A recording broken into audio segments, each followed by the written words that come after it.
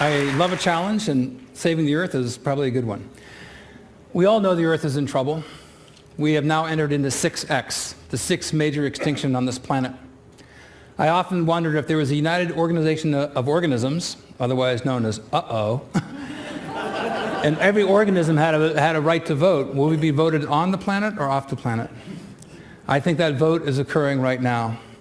I want to present to you a suite of 6 mycological solutions using fungi, and these solutions are based on mycelium. The mycelium infuses all landscapes. It holds soils together. It's extremely tenacious. It holds up to 30,000 times its mass. They're the grand molecular disassemblers of nature, the soil magicians. They generate the humus soils across the land masses of Earth. We have now discovered that there is a multi-directional transfer of nutrients between plants mitigated by the mycelium. So the mycelium is the mother that is giving nutrients from alder and birch trees to hemlock, cedars, and Douglas firs. Dusty and I, we like to say on Sunday, this is where we go to church. I'm in love with the old growth forest, and I'm a patriotic American because we have those. Most of you are familiar with portobello mushrooms, and frankly, I face a big obstacle when I mention mushrooms to somebody. They immediately think portobellos or magic mushrooms, their eyes glaze over, and they think I'm a little crazy. So I hope to pierce that prejudice forever with this group. We call it mycophobia, the irrational fear of the unknown when it comes to fungi. Mushrooms are very fast in their growth, day 21, day 23, day 25. Mushrooms produce strong antibiotics. In fact, we're more closely related to fungi than we are to any other kingdom. A group of 20 eukaryotic microbiologists published a paper 2 years ago erecting Opisthokonta, a super kingdom that joins Animalia and fungi together. We share in common the same pathogens. Fungi don't like to rot from bacteria, and so our best antibiotics come from fungi. But here is a mushroom that's past its prime. After they sporulate, they do rot. But I propose to you that the sequence of microbes that occur on rotting mushrooms are essential for the health of the forests that give rise to the trees that create the debris fields that feed the mycelium. And so we see a mushroom here sporulating, and spores are germinating, and the mycelium forms and goes underground. In a single cubic inch of soil, there can be more than 8 miles of these cells. My foot is covering approximately 300 miles of mycelium. This is photomicrographs from Nick Reed and Patrick Hickey. And notice that as the mycelium grows, it conquers territory, and then it begins to net. I've been a scanning electron microscopist for many years. I have thousands of electron micrographs. And when I was staring at the mycelium, I realized that there are microfiltration membranes. We exhale carbon dioxide, so does mycelium. It inhales oxygen, just like we do. But these are essentially externalized stomachs and lungs. And I present to you the concept that these are extended neurological membranes. And in these cavities, these microcavities form, and as they fuse soils, they absorb water. These are little wells. And inside these wells, the microbial communities begin to form. And so the spongy soil not only resists erosion, but sets up a microbial universe that gives rise to a plurality of other organisms. I first proposed in the early 1990s that mycelium is Earth's natural internet. When you look at the mycelium, they're highly branched. And if there's one branch that is broken, then very quickly, because of the nodes of crossing, internet engineers maybe call them hop points, there's alternative pathways for channeling nutrients and information. The mycelium is sentient. It knows that you are there. When you walk across landscapes, it leaps up in the aftermath of your footsteps trying to grab debris. So I believe the invention of the computer internet is an inevitable consequence of a previously proven biologically successful model. The Earth invented the computer internet for its own benefit, and we now, being the top organism on this planet, is trying to allocate resources in order to protect the biosphere. Going way out, dark matter conforms to the same mycelial archetype. I believe matter begets life. Life becomes single cells become strings, strings become chains, chains network. And this is the paradigm that we see throughout the universe. Most of you may not know that fungi were the first organisms to come to land. They came to land 1.3 billion years ago, and plants followed several hundred million years later. How is that possible? It's possible because the mycelium produces oxalic acids and many other acids and enzymes, pockmarking rock and grabbing calcium and other minerals and forming calcium oxalates, makes the rocks crumble, and the first step in the generation of soil. Oxalic acid is two carbon dioxide molecules joined together. So fungi and mycelium sequester carbon dioxide in the form of calcium oxalates, and all sorts of other oxalates are also sequestering carbon dioxide through the minerals that are being formed and taken out of the rock matrix. This was first discovered in 1859. There's a photograph by Franz Huber. This photograph was taken in the 1950s from Saudi Arabia. 420 million years ago, this organism existed. It was called Prototaxides. Prototaxides, laying down, was about 3 feet tall. The tallest plants on Earth at that time were less than 2 feet. Dr. Boyce at the University of Chicago published an article in the Journal of Geology this past year determining that Prototaxides was a giant fungus, a giant mushroom.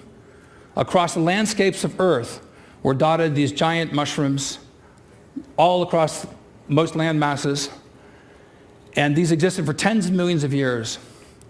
Now, we've had several extinction events, and as we march forward 65 million years ago, most of you know about it, we had an asteroid impact. The Earth was struck by an asteroid, a huge amount of debris was jettisoned into the atmosphere, sunlight was cut off, and fungi inherited the Earth. Those organisms that paired with fungi were rewarded because fungi do not need light. More recently at Einstein University, they just determined that fungi use radiation as a source of energy, much like plants use light.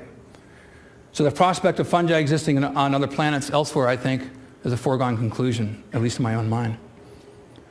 The largest organism in the world is in eastern Oregon. I couldn't miss it. It was 2,200 acres in size.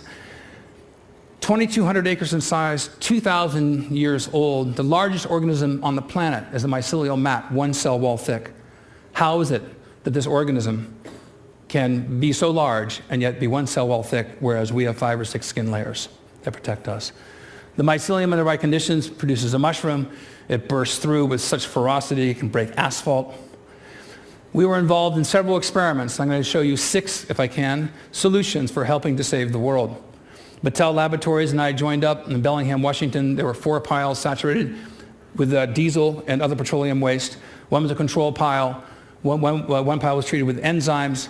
One pile was treated with bacteria, and our pile we inoculated with mushroom mycelium. The mycelium absorbs the oil. The mycelium is producing enzymes, peroxidases, that break carbon-hydrogen bonds. These are the same bonds that hold hydrocarbons together. So the mycelium becomes saturated with the oil, and then when we returned 6 weeks later, all the tarps were removed, all the other piles were dead, dark, and stinky. We came back to our pile, it was covered with hundreds of pounds of oyster mushrooms, and the color changed to a light form. The enzymes remanufactured the hydrocarbons into carbohydrates, fungal sugars. Some of these mushrooms are very happy mushrooms. They're very large. They're showing how much nutrition that they could have obtained. But something else happened, which was an epiphany in my life. They sporulated. The spores attract insects. Insects laid eggs.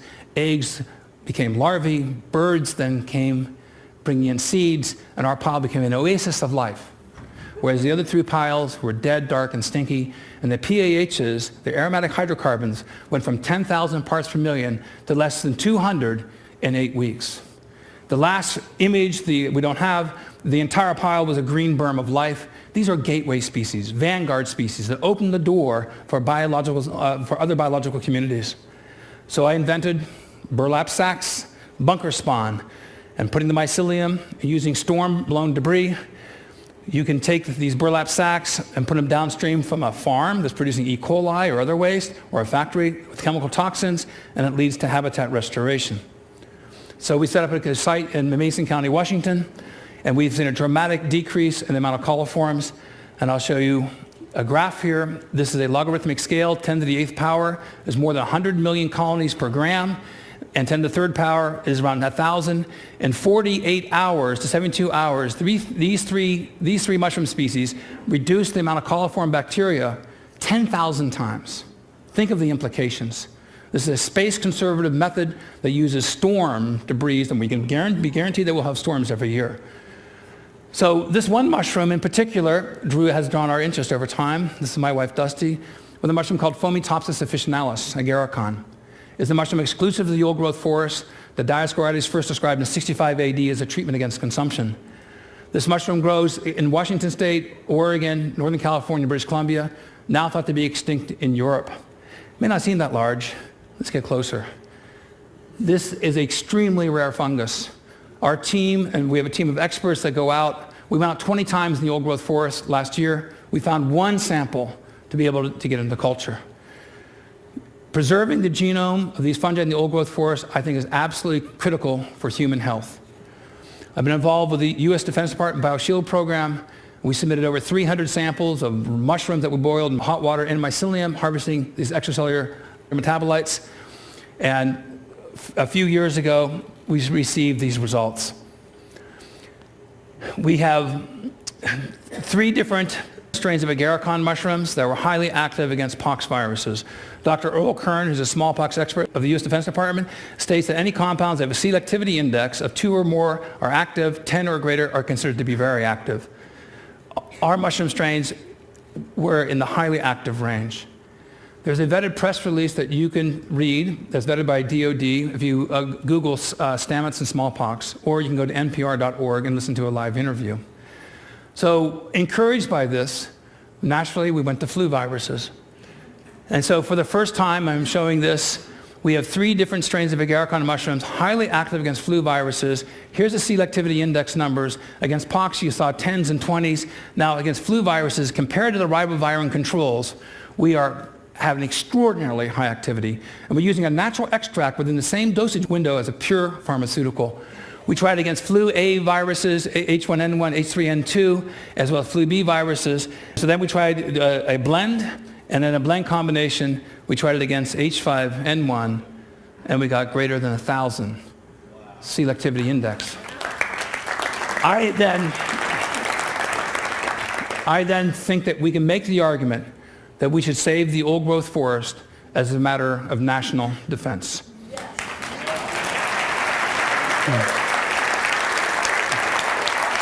I became interested in entomopathogenic fungi that kill insects. Our house is being destroyed by carpenter ants. So I went to the EPA homepage, and they were recommending studies with metarhizium species, of a group of fungi that kill carpenter ants, as well as termites. I did something that nobody else had done.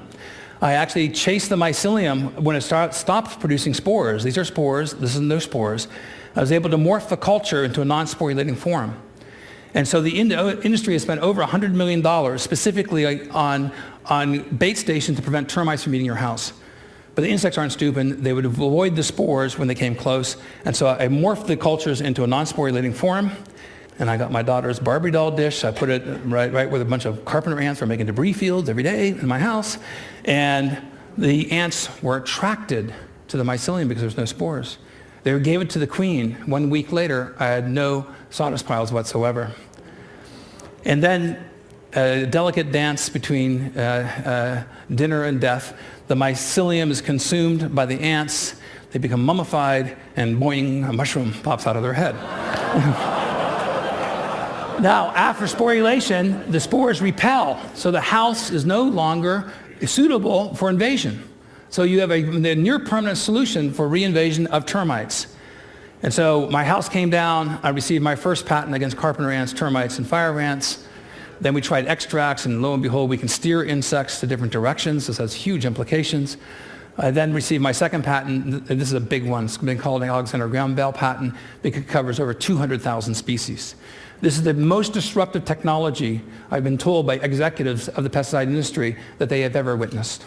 This could totally revamp the pesticide industries throughout the world. You could fly 100 PhD students under the umbrella of this concept, because my supposition is that entomopathogenic fungi, prior to sporulation, attract the very insects that are otherwise repelled by those spores.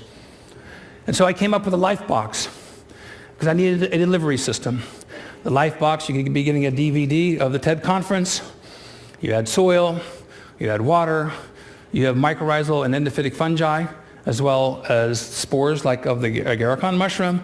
The seeds then are mothered by this mycelium, and then you put tree seeds in here, and then you end up growing potentially an old-growth forest from a cardboard box. I want to reinvent the delivery system and the use of cardboard around the world so they become ecological footprints.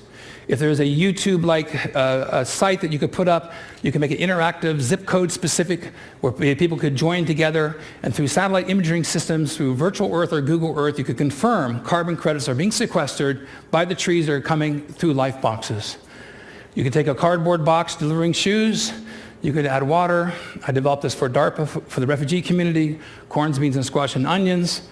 I took several containers. My wife said if I could do this, anybody could. And I ended up growing a seed garden. And you harvested the seeds. And thank you, Eric Rasmussen, for your help on this. And then harvesting the seed garden, then you can harvest the kernels. And then I just need a few kernels. I add mycelium to it. And then I inoculate the corn cobs. Now, 3 corn cobs, no other grain, lots of mushrooms begin to form. Too many withdrawals from the carbon bank. And so this population will be shut down. But watch what happens here. The mushrooms that are harvested, but very importantly, the mycelium is converted to cellulose and to fungal sugars. And so I thought, how could we address the energy crisis in this country? And we came up with ethanol. Generating ethanol from cellulose using mycelium as an intermediary, and you gain all the benefits that I've described to you already. But to go from cellulose to ethanol is ecologically unintelligent, and I think that we need to be ecologically intelligent about the generation of fuels so we build the carbon banks on the planet, renew the soils. These are species that we need to join with. I think engaging mycelium can help save the world. Thank you very much.